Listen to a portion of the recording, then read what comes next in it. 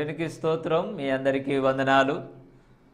ఈ దినము కొరకు ఏర్పరచబడినటువంటి లేఖన భాగము అపోస్తుల కార్యము 3వ అధ్యాయం 21వ వచనము చదువుకుందాం.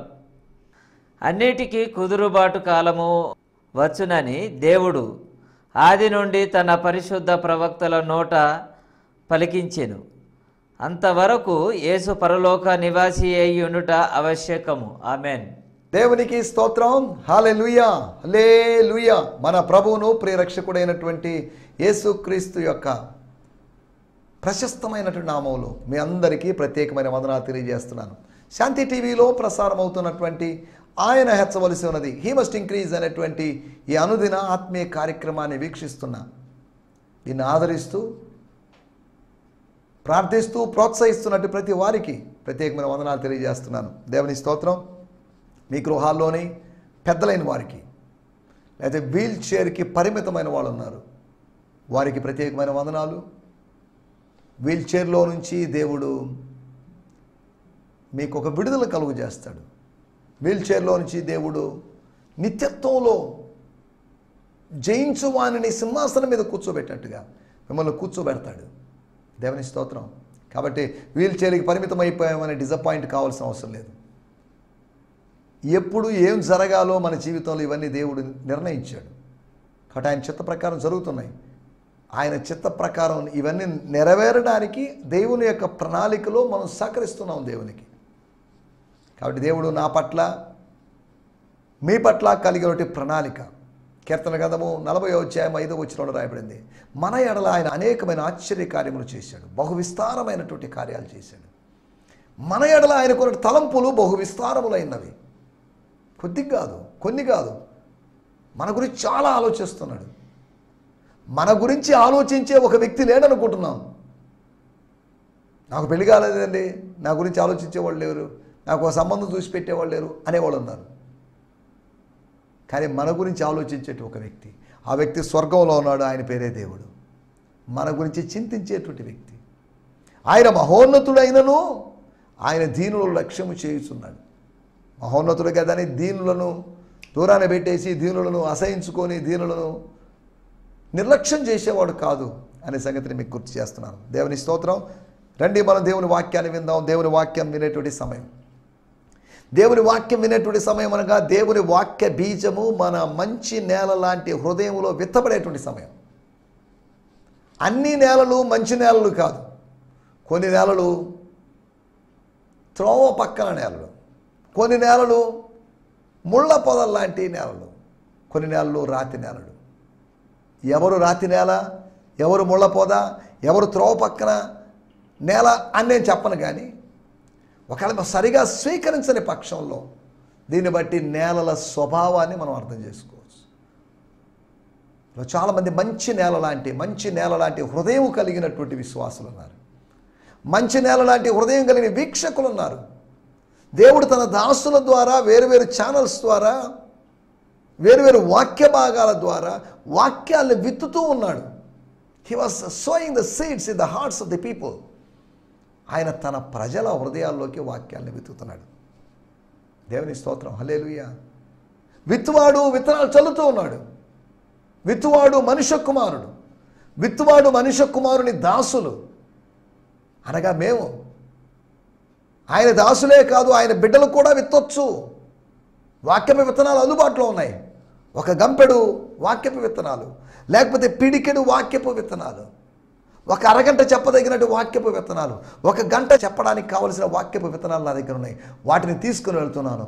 నా పేరు పాస్టర్ కాకపోవచ్చు, నా పేరు రెవరెండ్ కాకపోవచ్చు, నేను బిషప్ని కాకపోవచ్చు, కానీ వాక్యపు విత్తనాలు ఉన్నాయి కాబట్టి నేను చల్లుతూ వెళ్తాను. స్తోత్రం. అవి హార్వెస్ట్ని ఇస్తాయి, అనగా కోతనిస్తాయి, అనగా కోతకాలపు అనుభవంలో, కోతకాలపు సంతోషపు అనుభవంలోకి నన్ను తీసుకుని వెళ్తాయి. ఈ విత్తనాలు విత్తినప్పుడు, విత్తనానికి వెళుతున్నప్పుడు ఇవి ఫలిస్తాయా లేదా అనేటువంటి అనుమానం కావచ్చు. వాతావరణం అనుకూలంగా లేదే, ప్రజలు అనుకూలంగా లేరే, ఎవరు స్వీకరించేవాళ్ళు లేరే, విమర్శించే వాళ్ళు ఉన్నారు, తప్పుపడి ఇటువంటి అభిప్రాయాలు ఉండొచ్చు. నువ్వు కన్నీళ్లతో విత్తితే, ప్రార్థనాపూర్వకంగా విత్తితే, ఓ సేవకుడా, ఓ దేవజనుడా, ఓ సువార్థికుడా, నీవు కన్నీళ్లతో విత్తితే స్తోత్రం, విస్తారమైన కోతను ఈ దేశంలో కోసుకోబోతున్నావు. స్తోత్రం. హల్లెలూయా. ఆ విత్తనాలు, వాక్యపు విత్తనాలు నీ కన్నీటి చేత తడిచి, స్తోత్రం, అవి భూమిలో హృదయ క్షేత్రాల్లో విత్తబడినప్పుడు పరిశుద్ధాత్మ దేవుడు నీరు కట్టి వాటిని ఫలింపజేస్తున్నప్పుడు, స్తోత్రం, హల్లెలూయా. ఎవరి హృదయంలో 30దంతులుగా 60దంతులుగా 100దంతులుగా ఫలం ఉంటుందో, పైరు వస్తుందో, లేకపోతే పంట వస్తుందో వాళ్ళు ధన్యులు. ఫలము లేని వాళ్ళు, విత్తనాలు దొంగిలించబడిన వాళ్ళు, మొక్కలు అణిచివేయబడిన వాళ్ళు, వేరు లేకుండా ఎండిపోయిన వాళ్ళు, ఇలాంటి వేరు వేరు అనుభవాల్లో ప్రజలు ఉన్నారు. దేవుని స్తోత్రం. ఫలింపు కోసం మనం పిలువబడ్డాం. We are called for 30% or 30-fold. We are called for 60-fold. We are called for 100-fold. స్తోత్రం. ఒకవేళ నిన్నటి సంవత్సరం లేకపోతే లాస్ట్ ఇయర్, గత సంవత్సరం 30% ఫలించుండొచ్చేమో, స్తోత్రం, 30దంతులుగా ఫలించుండొచ్చేమో. ఈ సంవత్సరం 60దంతులుగా ఫలించాలి. ఒకవేళ ఈ సంవత్సరం 60దంతులుగా ఫలించావేమో, వచ్చే సంవత్సరం 100దంతులుగా ఫలించాల్సిన అవసరం ఉంది. మనం ఫలించాల్సినటువంటి అవసరం ఉంది. 30దంతులుగా ఫలించింది అని చెప్పి దాన్ని త్రోసివేయడం లేదు. 60దంతులుగా ఫలించిందని దాన్ని త్రోసివేయడం లేదు. 100-fold. ఓహ్, అద్భుతం. 100దంతులుగా ఫలించడం ఇస్సాకు జీవితంలోని అనుభవం. స్తోత్రం, హల్లెలూయా. ఇస్సాకు ఒక్కడి జీవితంలో అనుభవం మాత్రమే కాదు, అనేక మంది భక్తుల జీవితాల్లో కూడా ఇటువంటి 100-fold హార్వెస్ట్ అనుభవాలు ఉన్నాయి. దేవుని స్తోత్రం, హల్లెలూయా. స్తోత్రం. యావరేజ్గా లేదా 30% అంటే యావరేజ్గా 1/3 యావరేజ్గా ఫలించిన వాళ్ళు ఉన్నారు. అబోవ్ యావరేజ్గా ఫలించిన వాళ్ళు 60%, అనగా 50% కన్నా ఎక్కువ. స్తోత్రం. వేరువేరు స్థాయిలు ఉన్నాయి, ఫలభరితమైనటువంటి వేరువేరు స్థాయిలు ఉన్నాయి. కాబట్టి ఏ విత్తనం లాగా ఉన్నావు? 3 రకాల నేలలో పడినటువంటి విత్తనాలు 100-fold ఇవ్వలేదు, కానీ మంచి నేలలో పడిన విత్తనమే, మంచి నేలలో పడిన విత్తనం కూడా మళ్ళీ 3 విధాలైన ఫలితాలు ఇచ్చింది. 30దంతులుగా 60దంతులుగా 100దంతులుగానే ఫలితం ఇచ్చింది. సరే, వీటన్నిటిలోకి వెళ్ళలేదు, కానీ మనం ఇక్కడ ఆలోచిస్తున్న విషయం, నిన్న మనం దేవుని వాక్యంలోంచి కొన్ని విషయాలు భవిష్యత్ కాలం గురించి, ఫ్యూచర్ టైమ్స్, ఒక ప్రాఫెసీ మాట్లాడడం లేదు, ఒక ప్రెడిక్షన్ మాట్లాడడం లేదు. భవిష్యత్తు ఎలా ఉండబోతుంది, భవిష్యత్తు ఎలా ఉంటుంది? అపోస్తుల కార్యములు 3వ అధ్యాయంలో కేవలం బలులు మాత్రం ఉన్నటువంటి సంఘములో, దేవాలయంలో ఒక ప్రార్థనా కాలం ఉంది. దేవుని స్తోత్రం, హల్లెలూయా.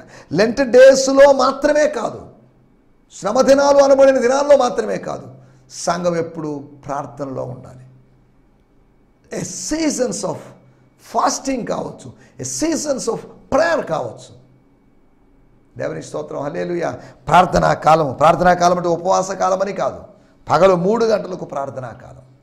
స్తోత్రం. 3 నుంచి 40 నిమిషాలు లేదా గంట సేపు, 2 గంటలు ఆ ప్రార్థనా కాలం, ద అవర్ ఆఫ్ ప్రేయర్, ప్రార్థనా గడియ, నైవేద్యపు గడియ. దేవుని స్తోత్రం, హల్లెలూయా. ఒక ఆచార సంబంధంగా జరుగుతున్నటువంటి, సంవత్సరాలుగా జరుగుతున్నటువంటి, ఒక ఆనవాయితీగా జరుగుతున్నటువంటి కార్యక్రమం. స్తోత్రం. ఇంకా చెప్పాలంటే 34 లేకపోతే 30 సంవత్సరాలకు పైగా జరుగుతున్నటువంటి ప్రార్థనా కాలం. ఈ 30 సంవత్సరాల ప్రార్థనా కాలములో జరగనిది ఆ దినపు ప్రార్థనా కాలములో జరిగింది. ఉదయకాలాన్ని అద్భుతాలు చేశాడు, మధ్యకాల కాలం అద్భుతం చేశాడు, రాత్రులు ఆయన అద్భుతాలు ఎప్పుడైనా చేస్తాడు. ఆయన దాసులు కూడా ఎప్పుడైనా అద్భుతం చేయగలరు. నైవేద్య సమయంలో అద్భుతాలు జరగలేదు, కానీ నైవేద్య సమయంలో ప్రార్థనా కాలములో అపోస్తుల ద్వారా దైవ కార్యాలు జరిగాయి.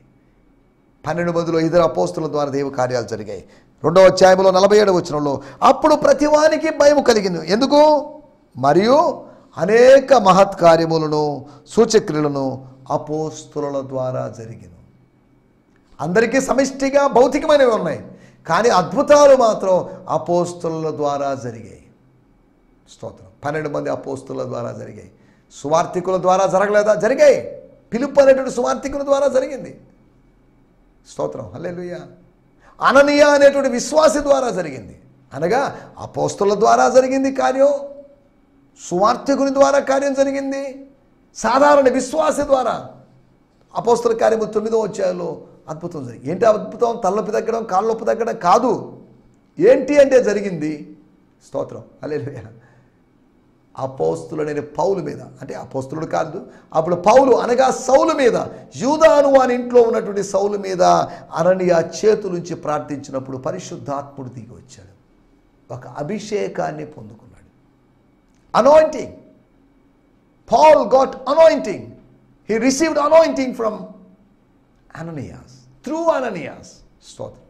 అననీయ ద్వారా, స్తోత్రం, అననీయ ప్రార్థన ద్వారా, అననీయ చేతులు ఉంచడం ద్వారా, అననీయ యొక్క హస్త నిక్షేపణ ద్వారా ఒక వ్యక్తి పరిశుద్ధాత్మను పొందుకొని ముందున్నటువంటి దినాల్లో అద్భుతమైన సేవకుడిగా మారిన చరిత్రను మనం చూస్తున్నాం. దేవుని స్తోత్రం, హల్లెలూయా. ప్రార్థనా కాలం గురించి మనం చెప్పుకున్నాం. అంతేకాకుండా పూర్ణ స్వస్థత కలిగినటువంటి కాలం, పాక్షిక స్వస్థతలు కాదు, కంప్లీట్ హీలింగ్, అబ్సల్యూట్ హీలింగ్. స్తోత్రం. 100% హీలింగ్. దేవుని స్తోత్రం. స్వస్థత కలిగింది అని కాదు, పూర్ణ స్వస్థత కలిగింది. పూర్ణత కలుగజేసే స్వస్థత, మామూలు స్వస్థత కాదు ఇది. మన జీవితంలో మనం పూర్ణ స్వస్థతలు అనుభవించాలి. అది దేవుని చిత్తం. కాస్త తగ్గింది, కాస్త ఉందని కాదు, నొప్పి కాస్త ఉంది, నొప్పి కాస్త తగ్గిందని కాదు, జ్వరం కాస్త ఉంది, లేకపోతే అప్పుడప్పుడు వస్తుంది పోతుందని కాదు. We need complete healing. దాని గురించి మనం మాట్లాడుకున్నాం. అంతేకాకుండా ప్రభు సముఖం నుంచి వచ్చేటువంటి విశ్రాంతి కాలాలు. విశ్రాంతి కాలాలు అంటే విశ్రాంతి దినములు కాదు. విశ్రాంతి దినాలు ప్రభువు నియమించాడు. విశ్రాంతి దినమును ఆచరించాలి, గణపరచాలని 10 ఆజ్ఞల్లో 4వ ఆజ్ఞగా చెప్పబడింది. మంచిదే. కానీ విశ్రాంతి ప్రభు దగ్గర నుంచి వస్తుంది. విశ్రాంతి కాలము ధర్మశాస్త్రం ద్వారా, విశ్రాంతి దినాలు ప్రజలు ఆచరించడం కొరకై, ప్రజలు ప్రభువును మహిమపరచడం కొరకై నియమించబడ్డాయి. కానీ విశ్రాంతి దినములకు అతీతమైనటువంటి విశ్రాంతి కాలంలో సీజన్స్ ఆఫ్ రిఫ్రెషింగ్ అది ప్రభు దగ్గర నుంచి, ప్రభు సముఖం నుంచి వచ్చాయి. దేవాలయం నుంచి వచ్చినాయని కాదు, ప్రభు సముఖం నుంచి. దేవునికి స్తోత్రం, హల్లెలూయా. తర్వాత చివరిగా మనం ఆలోచించాం కుదురుబాటు కాలాలు, ద టైమ్స్ ఆఫ్ రెస్టోరేషన్. దాని గురించి మనం మరి కొద్దిగా మాట్లాడుకోవడానికి ప్రయత్నం చేస్తాం. ఈ దినం కూడా మన ధ్యానం నిమిత్తమై అదే లేఖన భాగం, అనగా నిన్న ధ్యానించుకున్నటువంటి లేఖన భాగం, అనగా అపోస్తుల కార్యములు 3వ అధ్యాయము 21వ వచనాన్ని మనం చదువుకుందాం. స్తోత్రం, స్తోత్రం. కుదురుబాటు కాలములో వచ్చునని దేవుడు ఆది నుండి తన పరిశుద్ధ ప్రవక్తల నోట పలికించెను. దేవుని స్తోత్రం. అంతవరకు యేసు పరలోక నివాసి అయి యుండుట అవశ్యకం. For he must remain in heaven until the restoration of all things has taken place, fulfilling everything that God said long ago through his holy prophets. స్తోత్రం. Times of restoration. నీ నా జీవితంలో టైమ్స్ ఆఫ్ రెస్టోరేషన్, ఆ కుంటివాణి జీవితంలో times of restoration. నీ నా జీవితాల్లో ఆత్మీయ కుంటితనం పోయేటువంటి, ఆత్మీయ గుడితనం పోయేటువంటి, ఆత్మీయ మూగతనం పోయేటువంటి, ఆత్మీయ చెవిటితనం తొలగిపోయేటువంటి ఒక రిస్టోరేషన్ జరగాలి. స్తోత్రం. ఆత్మీయ చెవిటి వాళ్ళుగాను, ఆత్మీయ గుడ్డి వాళ్ళుగాను, ఆత్మీయ మూగవాళ్ళుగా మనం పుట్టలేదు. మనం పుట్టాం ఆత్మీయంగా, అన్ని ఇంద్రియాలు కలిగిన వాళ్ళంగా, అన్ని అవయవాలు కలిగిన వాళ్ళంగా పుట్టాం, అనగా సంపూర్ణులుగా పుట్టాం. కానీ ఆ ఫుల్నెస్ని మనం పోగొట్టుకుంటున్నాం, ఆ హెల్త్ని మనం పోగొట్టుకుంటున్నాం. అది మనకు జరుగుతున్న విషయం. దేవుని స్తోత్రం, హల్లెలూయా. మరి ఇక్కడ ఆలోచిస్తున్న విషయాల్లోకి వచ్చేద్దాం. కుదురుబాటు, మన టైటిల్ కుదురుబాటు కాలములని కాదు, కుదురుబాటు, దిద్దుబాటు కాదు, తడబాటు కాదు. స్తోత్రం. కుదురుబాటు ఏంటి? కుదురు, కదురు కాదు, కుదురు, కుదురుబాటు ఏంటి? కుదురుబాటు దేని గురించి మాట్లాడుతున్నాడు? 4 విషయాలు మనం ఆలోచించబోతున్నాం. దేవుని స్తోత్రం, హల్లెలూయా. అన్నిటికీ కుదురుబాటు కాలాలు వస్తాయి. అనగా ఈ కాలాల్లో ఏం జరుగుతుంది, ఈ కాలం ఎంతకాలం ఉంటుందనేది రాయబడలేదు. కానీ కుదురుబాటు కాలము దేవుడు కుదురుస్తాడు. కుదర్చడం అంటే సిద్ధపరచడం అని అర్థం. ఫలానా అతను ఈ మ్యారేజ్ కుదిర్చాడండి అంటే అరేంజ్ చేశాడని అర్థం, లేకపోతే ఈ మ్యారేజ్ ప్రపోజల్ సెట్ చేశాడని అర్థం, లేదా మీడియేటర్గా వెళ్ళాడని అర్థం, లేదా బ్రోకర్ గారి పెళ్ళిలో పేరైలాగా వెళ్ళాడని దాని అర్థం. దాన్ని సెట్ చేశాడని అర్థం, కుదిర్చాడు. దేవుని స్తోత్రం. కుదురుబాటు కాలాలు. కుదురుబాటు కాలాల్లో వ్యక్తుల జీవితాల్లో కుదర్చబడేటువంటి అనుభవాలు.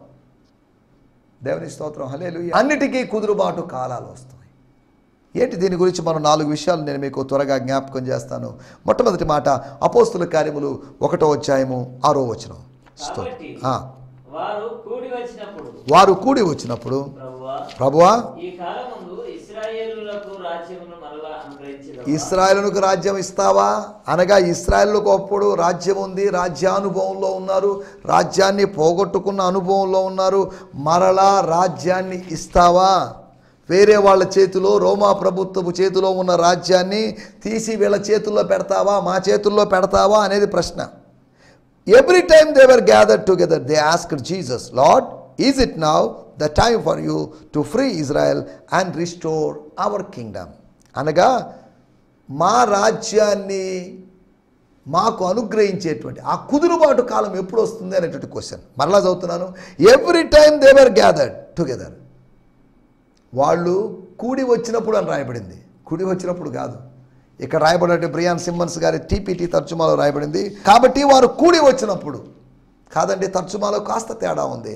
Whenever, every time they were gathered together. వాళ్ళు వచ్చినటువంటి ప్రతిసారి, స్తోత్రం, వాళ్ళు కూడుకున్న ప్రతిసారి, భోజనాల గురించో, వాళ్ళు కూడుకున్న ప్రతిసారి వస్త్రాల గురించో, వాళ్ళు కూడుకున్న ప్రతిసారి మందిరం గురించో వాళ్ళు మాట్లాడుకోలేదు. వాళ్ళు కూడుకున్న ప్రతిసారి రాజ్యం మాకు రావాలి, వి నీడ్ కింగ్డమ్. రాజ్యం ఉన్నప్పుడు బాగుంది, రాజ్యం పోగొట్టుకొని బానిసల్లాగా బతుకుతున్నాం. We need restoration. రాజ్యాన్ని విమోచించు, శత్రువు చేతిలో ఉన్న రాజ్యాన్ని తీసి మాకు అప్పగించు, రోమియోల చేతిలో ఉన్న రాజ్యాన్ని తీసుకుని మాకు పూర్వపు రాజ్యాధికారం మాకు అనుగ్రహించు. We need government, we need authority, we need dominion, we need freedom. అవి వీళ్ళ ఆలోచనలు. అనగా పొలిటికల్ ఫ్రీడమ్ కోసం, అనగా వాళ్ళు వచ్చినప్పుడల్లా, వాళ్ళు కలుసుకున్నప్పుడల్లా ఇవే ఆలోచనలు, ఇవే మాటలు. The restoration of the Kingdom, రాజ్య విమోచన. కుదురుబాటు కాలములు అంటే రాజ్యము విషయములో కుదురుబాటు కాలాలు. స్తోత్రం, దేవుని స్తోత్రం. కుదురుబాటు కాలాలు రావాలి. ఎస్, మనం పోగొట్టుకున్న వాటిని తిరిగి పొందుకోవాలి, పోగొట్టుకున్న రాజ్యాన్ని తిరిగి పొందుకోవాలి. స్తోత్రం. మనం గత ఎపిసోడ్లో మాట్లాడుకున్నాం, మాట వినకపోతే రాజ్యాన్ని కోల్పోతామని. అధికారము పొందుకున్నటువంటి ఆదాము పాపము ద్వారా, అతిక్రమము ద్వారా అధికారాన్ని కోల్పోయాడు. అధికారాన్ని అపవాది చేతికి అప్పగించినట్టయ్యాడు. తన అధికారం వాడి చేతిలోకి వెళ్ళింది, తన పీక వాడి చేతిలోకి వెళ్ళింది, తన జుట్టు వాడి చేతిలోకి వెళ్ళింది. స్తోత్రం.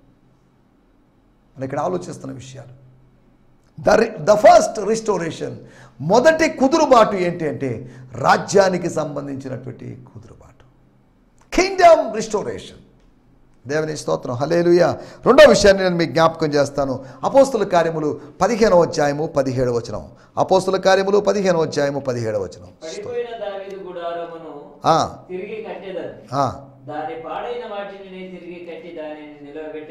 దేవుని స్తోత్రం, హల్లెలూయా. దావీదు గుడారం ఏమైపోయిందంట? పడిపోయింది. మిద్యానీయుల గుడారం పడిపోయింది, తలకిందులైంది, అప్సైడ్ డౌన్ అయింది. 15వ అధ్యాయము 17వ వచనంలో నేను చదువుతున్నాను. దేవుని స్తోత్రం. దావీదు గుడారం పడిపోయింది అంటే ఏంటి? ఏమైంది?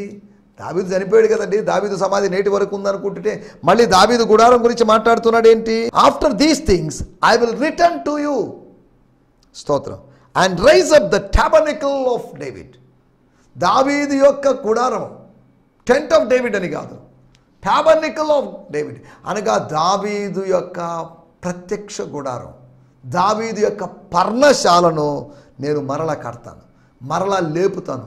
పడిపోయిన దాన్ని దేవుడు మరలా లేపుతాడు. That has fallen into ruin అనగా శిథిలాలలోకి వెళ్ళిపోయినటువంటి, శిథిలావస్థలోకి, జీర్ణావస్థలోకి వెళ్ళిపోయి I will restore and rebuild what David experience. దావీదు ఏదైతే అనుభవించాడో, దావీదుకి ఏది వ్యక్తిగతమైన అనుభవం అయిందో ఆ అనుభవంలోకి తీసుకుని వస్తాను. David's experience. స్తోత్రం, హల్లెలూయా. డేవిడ్స్ డివైన్ ఎక్స్పీరియన్స్ మీకు ఇస్తాను. దావీదుకు అనుగ్రహించిన వరాలు మీకు ఇస్తాను, ఓకే. దావీదుకు అనుగ్రహించిన శాశ్వతమైన కృపను అనుగ్రహిస్తాను, ఓకే. దావీదుకు ఇచ్చినటువంటి ఆ ఎక్స్పీరియన్స్, స్తోత్రం. గుడారపు అనుభవం. గుడారంలో ఉన్నాడని కాదు, దేవుని మందిరం గుడారాల్లో ఉంది ఒకప్పుడు, తర్వాత మందిరం వచ్చింది, అనగా ఆలయం వచ్చింది, టెంపుల్ వచ్చింది. ట్యాబర్నికల్ నుంచి టెంపుల్లోకి వెళ్ళాం. స్తోత్రం. టెంపుల్లోంచి హార్ట్. దేవుని స్తోత్రం. హల్లెలూయా. కాబట్టి మనం ఇక్కడ ఆలోచిస్తున్న విషయాలు, రెండోది ఆయన దావీదు గుడారమును విమోచిస్తానంటున్నాడు, లేకపోతే రీస్టోర్ చేస్తానంటున్నాడు. అనగా దావీదు గుడారము విషయములో ఒక కుదురుబాటు చేస్తానంటున్నాడు. దేవుని స్తోత్రం. హల్లెలూయా. మనం జాగ్రత్తగా అర్థం చేసుకోవాలి. ఒక చిన్న మాటే, అన్నిటికీ కుదురుబాటు కాలాలు వస్తాయి. ఇశ్రాయేలు విషయంలో కుదురుబాటు కాలం వస్తుంది, రాజ్యం అనుగ్రహించబడేట విషయంలో. రెండోది దావీదు గుడారం విషయంలో, దావీదు సంతతి వారు, ఇశ్రాయేలు సంతతి వారు, యూదా సంతతి వారి విషయంలో ఒక రిస్టోరేషన్ జరుగుతుంది, ఒక విమోచన జరుగుతుంది. మూడో విషయాన్ని నేను మీకు జ్ఞాపకం చేస్తాను. 1 కొరింథీయులకు రాసిన పత్రిక 11వ అధ్యాయము 34వ వచనం. స్తోత్రం. శిక్ష విధికి కారణము కాకుండానట్లు ఎవడైనను ఆకలి కొనిన ఎడల తన ఇంటినే భోజనమును చేయవలెను. నేను వచ్చినప్పుడు మిగిలిన సంగతులను క్రమపరచును. దేవుని స్తోత్రం. If you are that hungry, eat at home first. మీరు ఇంటి దగ్గర తినేసి రండి. ఇక్కడ తినడానికి దేవుని మందిరము హోటల్ కాదు, దేవుని మందిరము దేవుని మందిరమే. అక్కడ దేవుని వాక్యాన్ని భుజించాలి కానీ భౌతికమైన ఆహారం భుజించకూడదు అన్నట్టుగా మాట్లాడుతుంది. If you are that hungry, eat at home first, so that when you gather together you will not bring judgment upon yourself. When I come to you, నేను వస్తాను మీ దగ్గరికి. కొరింథీ సంఘమా, నేను వచ్చినప్పుడు I will answer the other questions you asked me in your letter. అనగా నేను వచ్చినప్పుడు మిగిలిన సంగతులు క్రమపరుతును. అంటే దాని అర్థం ఏంటి? స్తోత్రం. ఇక్కడ రాయబడింది, ఆయన వచ్చినప్పుడు మీరు అడిగిన ఇంకా కొన్ని ప్రశ్నలు ఉన్నాయి చూసారా, లేదంటే నేను ఇచ్చిన ప్రశ్నలకి మరింత వివరణ ఇస్తానన్నట్టుగా. I will answer the other questions you asked me in your letter. మీరు పంపించినట్టు ఉత్తరంలో. కొరింథీ సంఘానికి పౌలు ఉత్తరం రాశాడు, పౌలుకి కొరింథీ సంఘం ఉత్తరం రాసింది. పౌలుకు రాసినటువంటి కొరింథీ సంఘం రాసినటువంటి ఉత్తరం మనకు అందుబాటులో లేదు, కానీ పౌలు కొరింథీ సంఘానికి రాసిన ఉత్తరం మనం చదువుకుంటున్నాం. 2 ఉత్తరాలు మనం చదువుకుంటున్నాం. దేవుని స్తోత్రం. మనం ఇక్కడ ఆలోచిస్తున్న విషయము, నేను వచ్చినప్పుడు మిగతా సంగతుల్ని నేను క్రమపరుస్తాను. నేను వస్తాను, నేను అన్నీ సెట్ చేస్తాను. అలా జాగ్రత్తగా ఉండండి. అన్నీ అరేంజ్ చేస్తాను.